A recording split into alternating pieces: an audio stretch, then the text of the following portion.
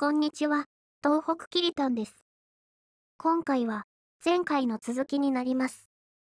ビショップパート1の動画を、まだご覧になってない方は、パート1を先にご覧ください。前回の動画の続きで、ビショップペアの戦略の2つ目。ビショップを活用しづらい局面では、交換を考える。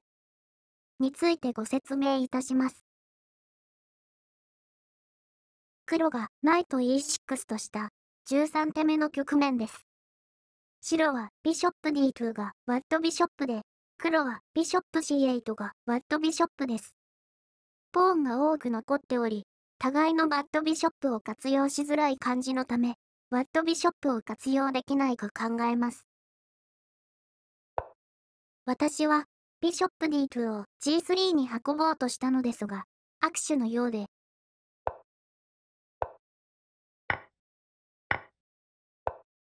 黒は、ビショップ A6 として、白のグッドビショップと交換する狙いです。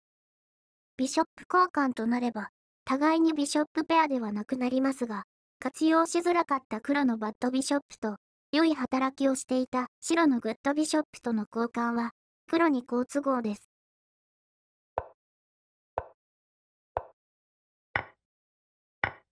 このビショップ交換は、黒に好都合です。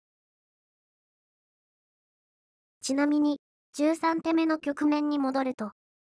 ここで白は A5 とすれば、先ほどの交換を防ぐことができ、いいようです。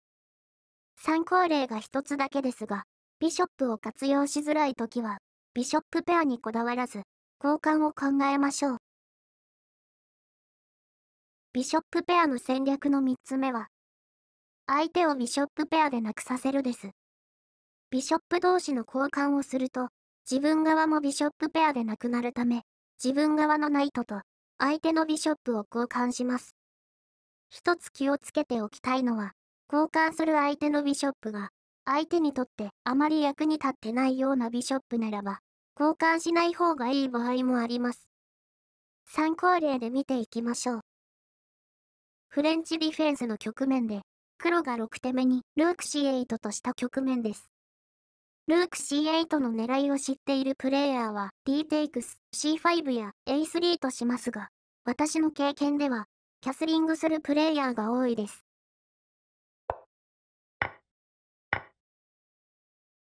白がビショップ E2 とすると、ナイト C2 でルークを取られるため、通常、ナイト C3、ナイトテイクス D3 の交換になります。白はビショップペアでなくなり、良い働きをしていたビショップ D3 を失いました。勝負はまだわかりませんが、局面全体の状況を考えなければなりませんが、自分側のナイトで相手のビショップを取れる機会があったら、交換すべきかどうか検討しましょう。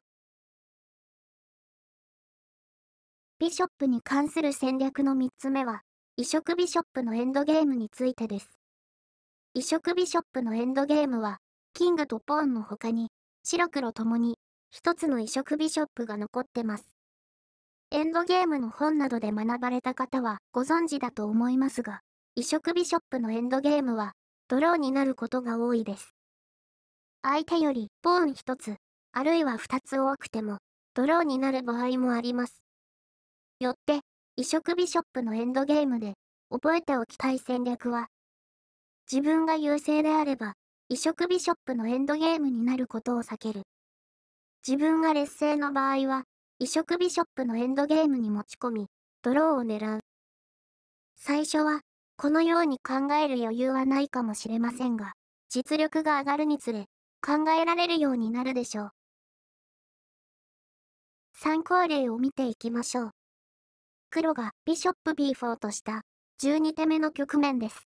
持ち時間の短いゲームだったため、ゆっくり考える時間はなかったですが、ゲーム後の見直しで考えたことを述べていきます。白はビショップ E3 がバッドビショップで、黒はビショップ C6 がバッドビショップです。白黒ともに、バッドビショップがエンドゲームに残ると、困りそうな局面です。もし、持ち時間の長いゲームであれば、このような局面から移植ビショップのエンドゲームになる可能性を考えるのも大事だと思います。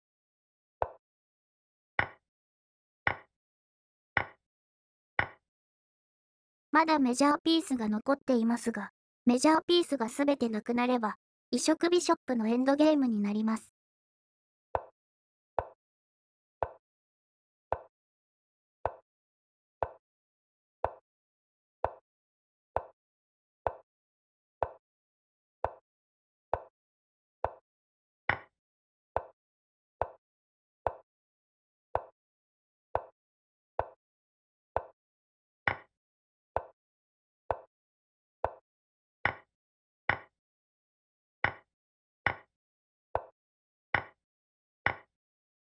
黒がポーン2つ多いですが、移植ビショップのエンドゲームなのと、ポーンの配置が黒にとって悪いです。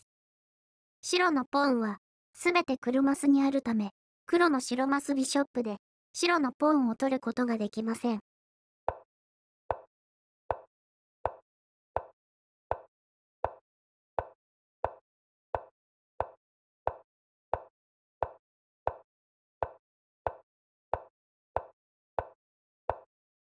この局面で、ドローとなりました。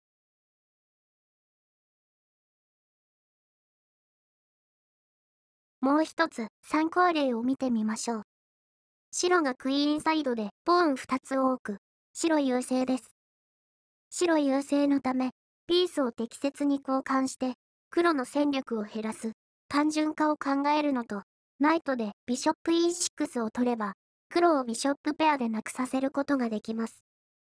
私は、エンドゲームで、できるだけナイトを残しておきたいタイプですが、この局面では、白が有利を得ていたため、ナイトとビショップを交換しました。この時点で、移植ビショップのエンドゲームになる可能性を考えていませんでした。ルーク D6 としましたが、後から考えれば、ビショップ D5 で、ビショップとナイトの交換を行えば、移植ビショップのエンドゲームにならず、優勢を保てたのではないかと思います。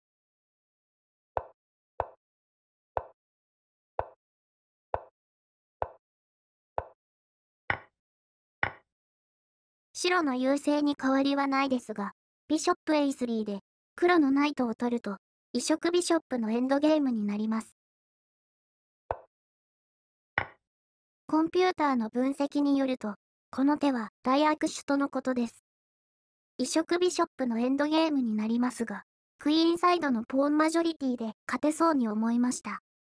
ポーンマジョリティは、ポーンが相手より多いことです。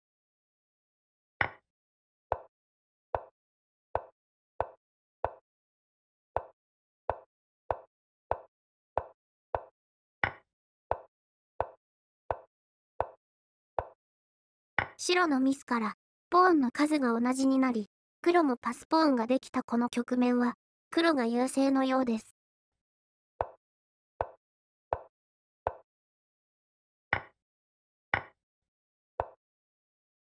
黒はこの手が悪かったです。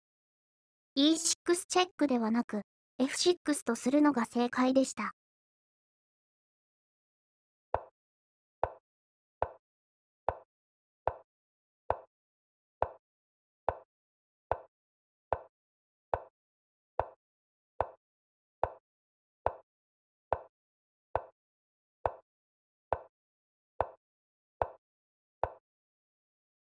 この局面で、ドローになりました。